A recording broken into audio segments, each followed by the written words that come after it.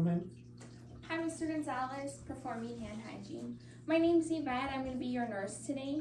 I'm here to do an eye and ears assessment. Is that okay with you? Yes. Okay, before we begin, I'm going to ask you a few questions. Do you wear eyeglasses? No. Okay, have you ever had a problem with glaucoma or infection in the eyes? No. Perfect. We're going to go ahead and get started. We're going to start with the eyes. In order to test for visual acuity, I would perform the Snellen alphabet chart test. I would have the patient stand 20 feet from the chart and ask him to read the lowest line possible. After he reads the lowest line possible, I'd ask him to cover one eye like this and read the lowest line possible. After that, I'd ask him to cover the other eye and have him read the lowest line possible on the chart as well. Once the test is performed, I would document depending on which line was read with each eye. It could be 20/20, 20/30, 20/40, depending on the lowest line that was read. Now I'm going to go ahead and perform the confrontation test and a test for peripheral vision or cranial nerve number 2. Cranial nerve number 2 is tested as well in the Snell alphabet chart. Mr. Gonzalez, if you could hold this in front of your eye like this in front of me, I'm going to move my finger towards your eye and you're going to go ahead and say now when you see it, okay? No. No. No. No. Perfect.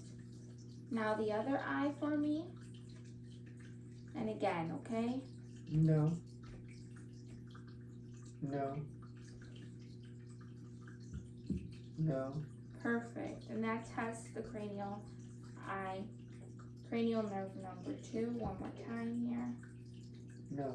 Perfect. I'll go ahead and take that. And now I'm going to go ahead and test for a diagnostic test, the six cardinal direction or position. Now I'm going to ask you to look at the top of my pen here and only follow it with your eyes. Don't move your head, okay?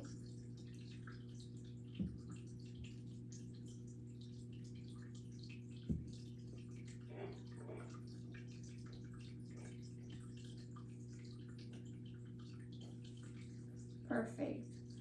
In that test, I'm looking to make sure that it's conjugate or that both eyes are moving together. Now, if you can stay looking at this, I'm going to move it towards you. Good. For that, I'm making sure that both eyes move together inwards, and that's accommodation. Now, if you could go ahead and look at me, and I'm inspecting for iris and pupil shape and size and equality of pupils at rest. Good. Now I'm going to go ahead and do the pupillary light reflex. Ready, Mr. Gonzalez? Good. Good. For the pupillary light reflex, both pupils need to constrict. I would document that as PERLA, pupils equally round and reactive to light, and accommodation. Now I'm going to go ahead and inspect your eyebrows, eyelids, and eyelashes, and they should all be symmetrical. Now before I move on, I'm going to go ahead and hold and touch your under eye here and open your eyes for me, and I'm inspecting the sclera, which should be white, and the conjunctiva, which should be pink and shiny. Now I'm going to go ahead and do the ears part of the assessment. First, I'm inspecting for size, shape, and skin condition on both ears. They should be symmetrical, same in size and shape. Now I'm going to go ahead and palpate, and I'm going to palpate the tragus, the pinna here first, and the tragus here for any lumps, bumps, or tenderness. Any pain or tenderness, Mr. Gonzalez, when I did that? No.